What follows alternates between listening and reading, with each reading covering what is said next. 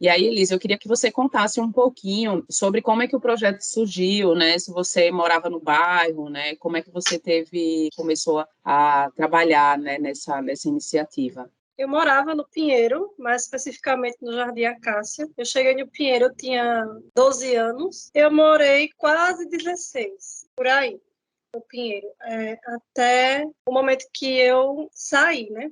Em casa, assim, eu sempre gostei de gatos, de animais de forma geral, né? De gato, cachorro, cobra, papagaio, todo tipo de bicho eu gosto. E aí eu tinha em casa, no meu apartamento, eu tinha 6 gatos, que eram meus, de casa mesmo, né? 2 tinham vindo da rua, do próprio próximo onde eu morava, que era o Tesourinho e o Branquinho, que eram animais errantes, né? Viviam nas ruas. E aí eu trouxe eles para mim para dentro de casa e tinha 6. E aí, quando eu saí, em fevereiro de 2019, eu fiquei com o coração na mão, porque eu fiquei pensando nos gatos que ficaram da Dona Basta, todos os animais que ficaram, né? E eu passei algum tempo ainda voltando para o bairro, algumas semanas depois que eu saí, voltando, depois que eu saí do trabalho, eu voltava para lá. E eu comecei a observar que, na época, ainda não tinha o programa de compensação financeira da Braskem. Nós saímos com base na orientação da Defesa Civil. Naquela época, entre 2018 e 2019, foi assim que as pessoas saíram. E toda vez que a Defesa Civil dizia assim, essa área é área de risco, as pessoas têm X dias para sair daqui. Aí as pessoas saíam, e eu comecei a observar que elas saíam e ficava aquele mundaréu de gato. Eu fiz, oxe, que coisa mais estranha, o povo sai.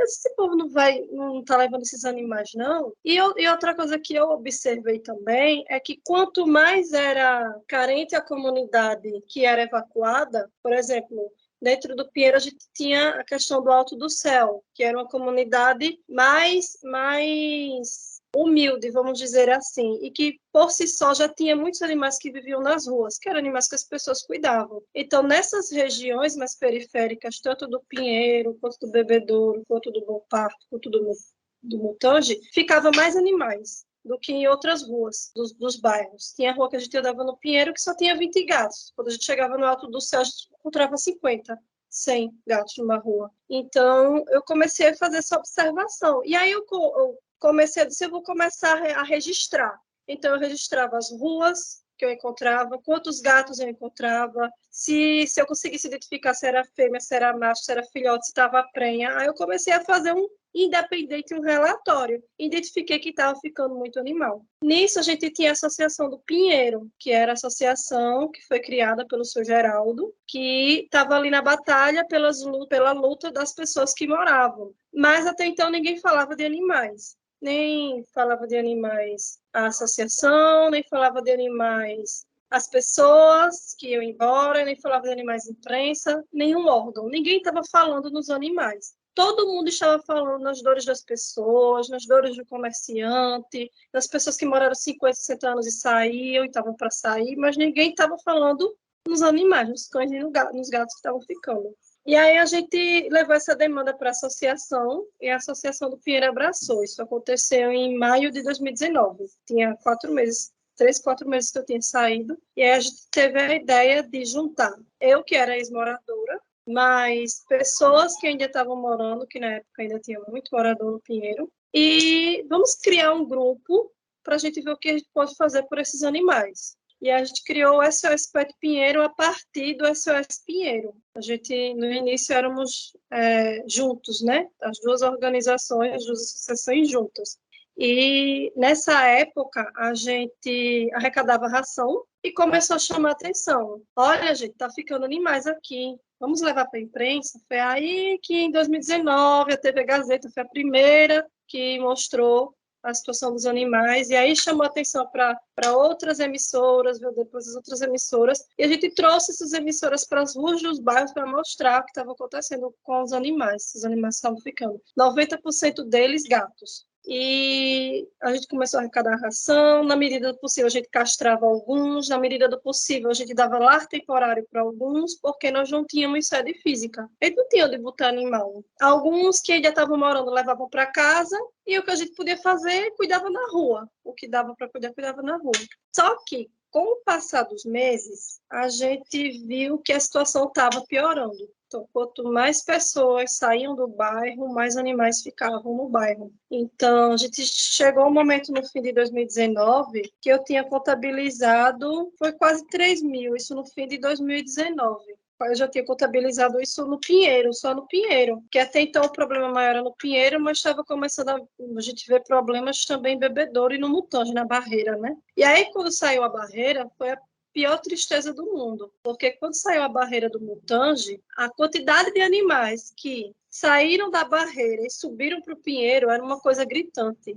Em abril de 2020, a gente tinha 5 mil gatos nessa região, né? Entre Pinheiro, Bebedouro e o Mutange. Foi quando esses outros bairros começaram a ser evacuados. E aí, em março de 2020, eu fiz, não, alguém tem que fazer alguma coisa. Minha gente, Polícia Civil não está vendo não isso. Ministério Público não está vendo isso. Ninguém está vendo isso. A gente já levou para a imprensa e ninguém está vendo isso. A Braskem não está vendo isso. Então, foi aquele AUE todo para fazer acordo com as defensorias, com os ministérios públicos. Eu li o acordo, não tem nada falando de animal aqui, que não, aí eu formalizei, né, uma denúncia contra a Braskem, e aí a gente já era uma organização, um projeto mais organizado, né, na época, e aí eu formalizei uma denúncia contra a Braskem, que eu disse, já que ninguém está fazendo, eu vou fazer.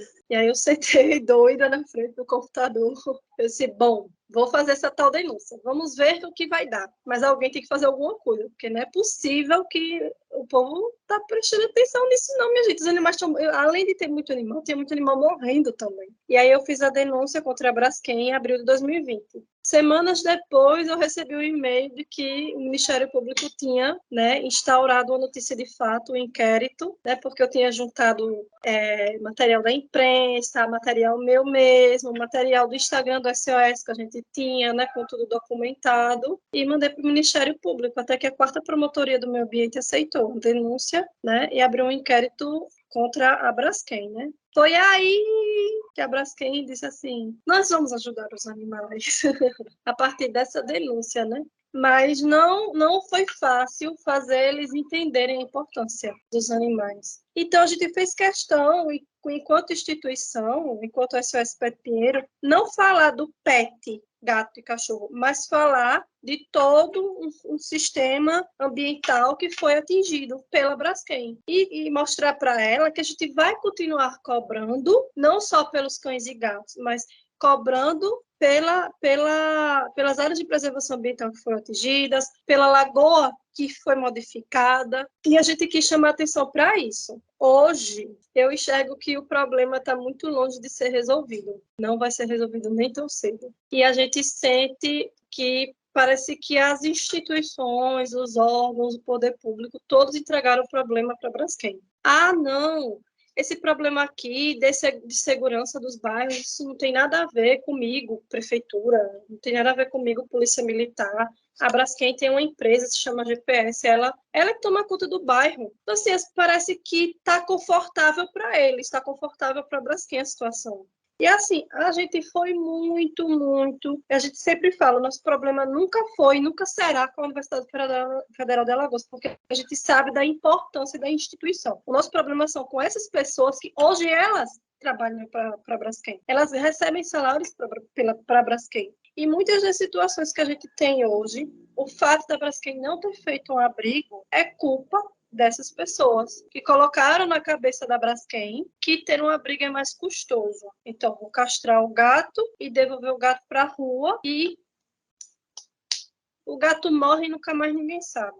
Então, a gente foi muito humilhado pela Braskem, a gente foi humilhados por pessoas que diziam nos ajudar no início, mas a gente descobriu que tinha interesses políticos, queriam usar os animais para a política, e a gente não deixou. A gente não deixou porque o nosso trabalho era diferente. O nosso trabalho era resgatar os animais e o nosso trabalho não tem objetivo político nenhum. E hoje a Braskem, ela tem esse tal de programa de apoio, sabe? Esse programa de apoio surgiu a partir lá do Ministério Público Estadual em 2020, onde eles dizem que castra, né? Só que eles castram e no outro dia eles devolvem. Então, a gente já denunciou, a gente já falou algumas bizarrices que a gente encontra nas ruas de animais que foram devolvidos. Fora que a Braskem, ela não tem condições de manter o bem-estar animal nessas ruas. Como é que você vai manter um animal saudável, feliz, livre, numa rua que é um campo num bairro que é um campo de obra constante, onde todo o tempo está passando caminhão pesado, onde todo o tempo está demolindo? Esses animais têm condições de ficar nesses bairros? Não, e é isso que a gente fala. E isso eu falo para todo mundo. Isso tudo que eu falo aqui, eu falo para eles. A Braskem não tem condições de manter bem-estar animal. A Braskem, ela está propiciando aos animais situações de maus tratos, angústia, medo, fome, frio. E a pergunta que fica é, mas por que a Braskem é tão resistente na construção de um abrigo? Por que a Braskem é tão resistente para retirar esses animais dessas ruas? Ela está esperando o quê? Porque em 2020 a gente tinha 5 mil animais nas ruas. Se você vai nos bairros hoje, colônias, a colônia é quando um grupo de gatos a partir de 5 se juntam e eles formam um grande grupo de gatos. Essas colônias, em 2020, a gente tinha colônia que tinha 60 animais. Hoje, essa mesma colônia tem 4, 5, 6. E tem colônias que simplesmente desapareceram, porque todos os animais dessas colônias morreram. E aí a gente pergunta para a Braskem, tá, você disse para mim que castrou 5 mil animais. Tá, agora me diga, desses 5 mil animais que você castrou, Braskem, quantos desses você devolveu para as ruas e quantos desses hoje estão vivos? Quantos desses aqui foram para adoção? Eles não sabem, eles não têm esses números. Eles simplesmente castraram, devolveram e não fizeram acompanhamento dos animais que eles devolveram. Então, eles não sabem quando a gente pergunta. Então, a cara mais lisa aí para a imprensa, para a TV, para a propaganda, dizer, nós castramos 5 mil animais, mas não disse quantos desses 5 mil estão vivos. E esse é o problema que a gente questiona. E a gente tem muita briga com eles por isso.